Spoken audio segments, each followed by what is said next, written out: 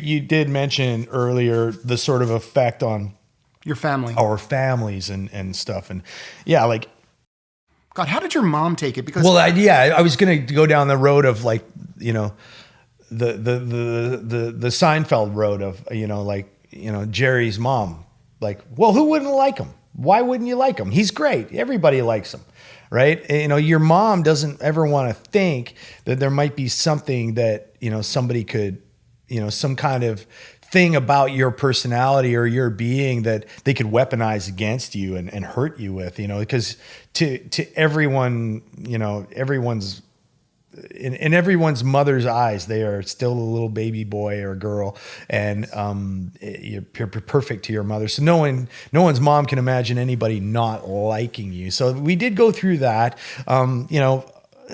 was she just defensive, or did it actually wound her? Oh no, it hurts. It hurts all the way around. Definitely, it hurt, and there is some indignation and some upset coming from that. Of course, the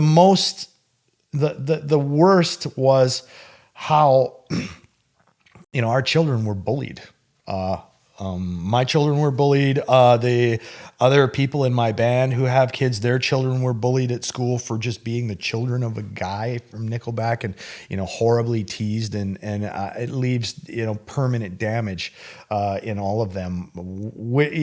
Although I know full well that kids are absolutely brutal, and you don't have to be the son or daughter of the guy from a band that people want to take shots at to get bullied. It's a convenient hook. Sometimes you just wear the wrong socks, whatever, you're getting it. They're coming after you. It's almost like the tall poppy thing. Like, don't try to be an individual, just blend in, be like everybody else. Don't stick out. Don't, be distinct, and, just stay under the radar and no one will notice you. And that's where you should be. And sadly for our kids, they were above the radar because of who their fathers were. That's something I feel a lot of regret for my kids having to deal with that. Which of course was not in your control, and you shouldn't, but of course, as a father, you would. Here's my question specifically about your kids. Because, children are going to be pricks to children. That's just part of growing up. And you find a hook and that happens to you as a child. It's the thing that makes you stand out, as you said.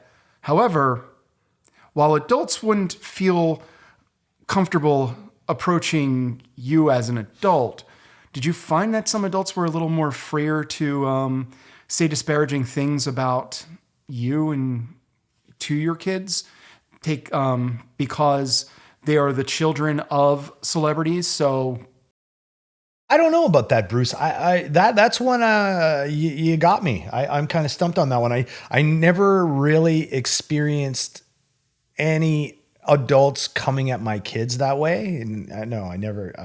Not that I'm aware of. And if they were here right now, I could ask them, and they might have something. But I don't know. The other sad part about all this is both of my kids, because they didn't want to upset me or make me feel bad, they didn't tell me that they were being bullied. I only learned about it, well after the fact, many years after the fact, after the damage was done, and ultimately, what could I even do about it anyway? I was already, protecting them the best I could, and sooner or later they got to go to school, and I can't sit in every class with them and defend them from the slings and arrows of their colleagues.